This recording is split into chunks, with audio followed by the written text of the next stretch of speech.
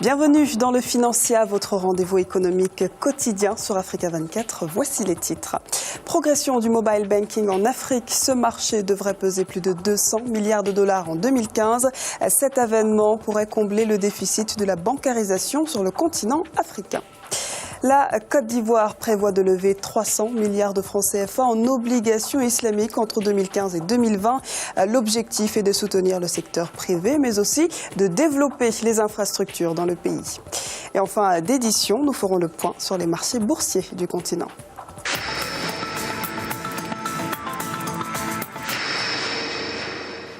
L'Afrique est devenue le deuxième marché mondial de la téléphonie derrière l'Asie.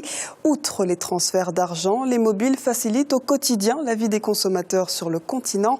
Un succès qui offre plusieurs avantages pour l'économie de l'Afrique.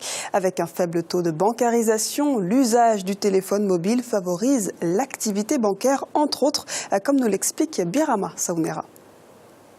En pleine expansion sur le continent africain. Grâce à ce système bancaire, le continent est passé d'un taux de bancarisation de 24% en 2011 à 34% en 2014. Aujourd'hui, 13 pays d'Afrique subsaharienne ont un taux de pénétration des comptes bancaires par téléphone de plus de 10%. Une avancée technologique qui nécessite toujours une sensibilisation sur le continent africain. Il s'agit d'un changement drastique des habitudes de vie des populations. Donc ça nécessite beaucoup d'efforts en termes d'éducation.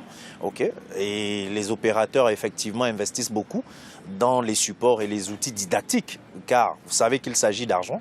Et lorsqu'on parle d'argent, il faut mettre l'utilisateur dans des conditions maximales de confiance. Le mobile banking a un fort potentiel de croissance sur le continent.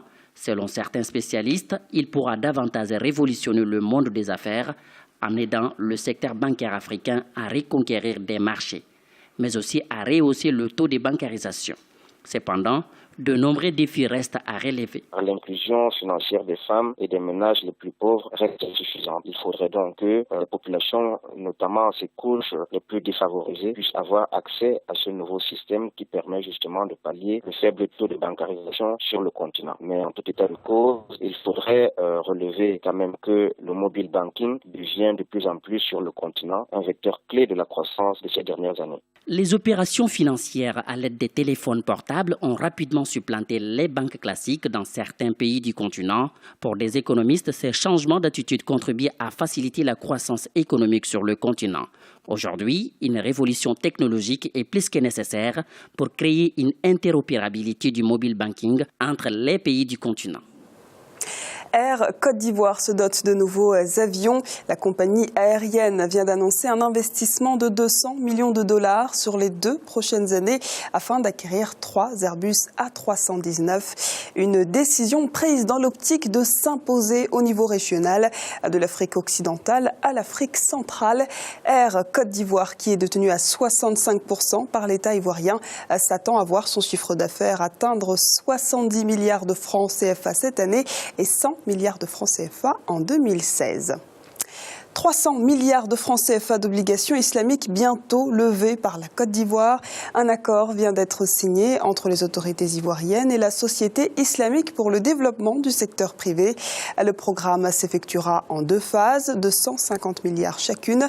Premier pays de la sous-région à tenter l'expérience, le Sénégal a réussi à collecter 100 milliards de francs CFA. C'était en juillet 2014. Les précisions d'Idalat Mirabel Bissou. 300 milliards de francs CFA, c'est le montant du soukouk que la Côte d'Ivoire envisage de lever entre 2015 et 2020. L'accord signé le 23 avril entre la Société islamique pour le développement du secteur privé et le gouvernement a pour objectif de financer les projets de développement. Notre objectif ultime est de développer le marché des capitaux selon les principes de la finance islamique en Côte d'Ivoire, afin de résorber les besoins de financement pour les projets de développement. L'économie ivoirienne connaît depuis 3 ans une croissance remarquable. De 8,7% en 2013, le taux de croissance a atteint 9% en 2014. Le pays aspire à l'émergence économique et sociale à l'horizon 2020. L'émission de soukouk en Côte d'Ivoire va permettre un accroissement des investissements dans les infrastructures. Le taux de croissance attendu en 2015 est de 10%. L'impact est très important parce qu'au-delà des bailleurs classiques que sont la Banque mondiale, le Fonds européen de développement, ainsi de suite, ces investissements à travers les soukouk ouvrent une nouvelle porte, une nouvelle source d'investissement venant des pays émergents, venant des pays comme les pays du Golfe. Ça permet d'injecter des investissements directs dans l'économie ivoirienne pour pouvoir financer les infrastructures et financer le développement de la Côte d'Ivoire. En mars 2015, le Nigeria et la Côte d'Ivoire négociaient l'émission de soukouk sur le marché financier. L'objectif de cette émission participative est de développer le secteur privé. Selon certains observateurs, cette nouvelle forme d'investissement économique vise à davantage dynamiser les économies du continent.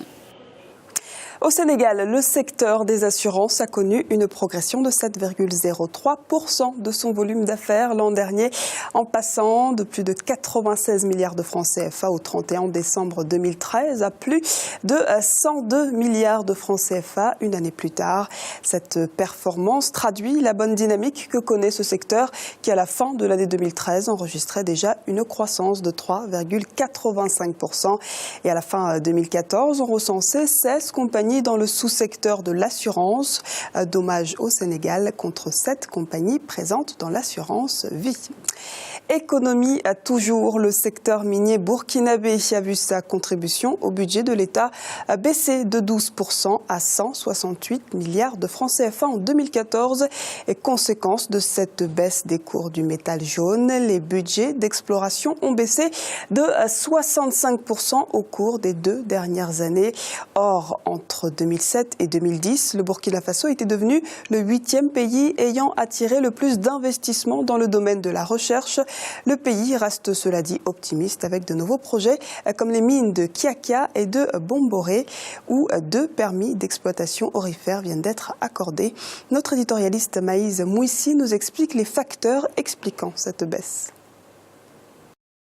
Il faut déjà dire que lorsqu'un pays, de surcroît africain, dispose de matières premières, il est soumis au contre-coup des fluctuations de ces prix de matières premières sur les marchés internationaux. Ces fluctuations observées sur les prix sont de nature conjoncturelle. Même si le cadre législatif du Burkina Faso est réputé attractif, le Burkina n'est pas en mesure de fixer les prix auxquels il vend son or sur les marchés internationaux. On peut donc penser que le Burkina, dont la production d'or ne cesse de croître, continuera quand même de subir le contre-coup financier de cette baisse des prix. Alors, quelles peuvent être les solutions ? On ne le dira jamais assez, il n'y a pas d'autre solution que la diversification de l'économie et des sources de revenus. Pour être encore plus précis, aucun pays africain ne se développera par la seule force de son secteur primaire. C'est pourquoi il faut repenser l'économie burkinabé et au-delà les économies africaines pour en faire des économies de production et de transformation, créatrices de valeur sans cesse innovantes. Il est à présent l'heure de faire le point sur les marchés boursiers africains et en Afrique australe et dans l'océan Indien. À la mi-journée, l'indice All Share de Johannesburg était en baisse de 0,03%. Celui de Nairobi est également à la baisse de 0,56%. La bourse de Maurice augmente de 0,39% et l'indice de Gaborone également augmente de 1,26%. Du côté de l'Afrique centrale et de l'Ouest, l'indice nigérian est à la baisse de 0,61%. La BRVM d'Abidjan diminue également de 1,08%. Mais la bourse du Ghana, de son côté, est en augmentation de 0,18%. En Afrique du Nord, enfin, l'indice tunisien est à la hausse de 0,38%. L'indice égyptien perd 1,92%. Mais la bourse de Casablanca est en hausse de 0,68%. Et c'est la fin de cette édition du Financia. Merci de nous avoir suivis. On se retrouve bientôt pour un nouveau rendez-vous de l'économie sur Africa 24.